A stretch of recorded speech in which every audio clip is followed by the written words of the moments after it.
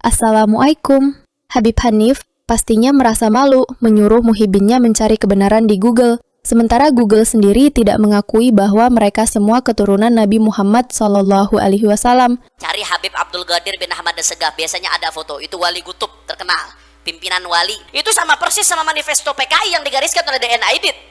Akhirnya Hall DN Aidit diadakan juga. Mantap, Bib. Ya Sayyidi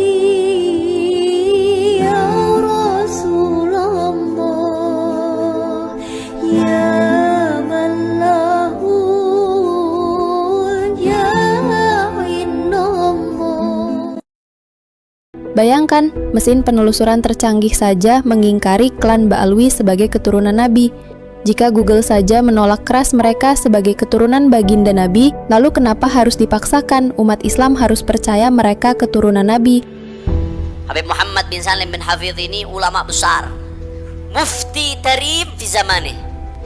Beliau mufti kota Tarim di zamannya. Jadi mufti di kota Tarim ini nggak main-main, Pak. Di kota Tarim itu zaman Habib Muhammad bin Hafidh, jangankan ulamanya, orang yang sore-sore nongkrong-nongkrong di tangga Masjid Muhdhar. Di Tarim itu ada Masjid Muhdhar yang menaranya paling tinggi, Masjid Sayyidina Umar Muhdhar. Itu diriwayatkan waktu itu zaman dulu tuh di kota Tarim, di tangga-tangga Masjid Muhdhar aja kalau ada orang nongkrong sore-sore, nongkrongnya tuh sambil murojaah Minhajut Thalibin. Minhajut Thalibin ini kitab fikih yang tingkatannya di atas Fathul Mu'in. Di pesantren-pesantren biasanya orang kalau udah santri senior ngajinya Fathul Mu'in.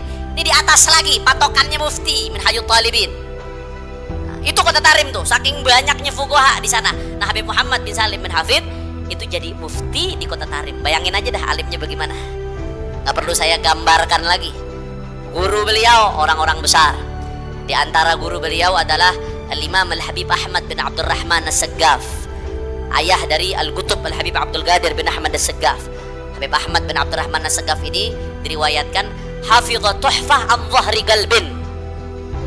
Habib Ahmad bin Abdurrahman As-Segaf abahnya Habib Abdul Qadir. Nah, coba lihat di Google, cari Habib Abdul Qadir bin Ahmad As-Segaf, biasanya ada foto, itu wali kutub terkenal, pimpinan wali di zaman yang paling ketahuan terakhir nih, Habib Abdul Qadir bin Ahmad As-Segaf. Nah, abahnya Al-Habib Ahmad bin Abdurrahman, gurunya Al-Habib Muhammad bin Salim bin Hafidh. Habib Ahmad hafidha tuhfah an dhahri qalbin, hafal tuhfah di luar kepala. Tuhfah ini Bu, Pak, Tuhfah itu kitab syarahnya Minhaj karangan Imam Ibn Hajar yang terkenal ribetnya setengah mati kalau kita ngaji Tuhfah. Susah. Cari Habib Abdul Qadir bin Ahmad As-Segaf, biasanya ada foto, itu wali kutub terkenal, pimpinan wali. Coba kalian simak apa kata Google terhadap keturunan Nabi palsu ini. Apakah Ubaidillah keturunan Nabi? Ringkasan AI. Tidak. Ubaidillah bin Ahmad bin Isa tidak dapat dipastikan sebagai keturunan Nabi Muhammad SAW karena ada keraguan mengenai nasabnya yang disebut dalam kitab-kitab Ba'alawi. Kitab-kitab sejarah terdahulu tidak mencatat nama Ubaidillah sebagai anak dari Ahmad bin Isa, dan hasil tes DNA pada keturunan Ba'alawi juga menunjukkan perbedaan haplogrup genetik dari Nabi Muhammad SAW. Argumen yang meragukan. Tidak ada bukti sejarah yang kuat. Kitab-kitab sejarah dari Saudi, Irak, Mesir, atau Yaman tidak menyebutkan bahwa Ahmad bin Isa memiliki anak bernama Ubaidillah. Munculnya nama Ubaidillah di kemudian hari. Nama Ubaidillah sebagai anak Ahmad bin Isa baru muncul dalam kitab-kitab Ba'alawi sekitar abad ke-9 Hijriah, 550 tahun setelahnya. Hasil tes DNA. Hasil tes DNA pada beberapa habib dari keturunan Ba'alawi menunjukkan haplogrup yang berbeda dengan Nabi Muhammad SAW, haplogrup J1, sehingga mereka diduga bukan keturunan langsung. Nasab yang diklaim. Namun, di kalangan Ba'alawi, mereka percaya bahwa Ubaidillah adalah putra dari Ahmad bin Isa, yang merupakan keturunan Rasulullah. Silsilah yang mereka klaim adalah Ubaidillah bin Ahmad bin Isa bin Muhammad An-Nakib bin Ali Al-Uraidi bin Ja'far Asy-Syadiq bin Muhammad Al-Bakir bin Ali Zainal Abidin bin Husain bin Fatimah binti Rasulullah. Kesimpulan. Secara garis besar, klaim bahwa Ubaidillah dari nasab Ba'alawi adalah keturunan Nabi Muhammad SAW masih kontroversial dan tidak didukung oleh catatan sejarah yang kuat. Klaim ini diragukan berdasarkan ketiadaan bukti sejarah pada kitab-kitab terdahulu dan perbedaan hasil tes DNA dengan Nabi Muhammad SAW.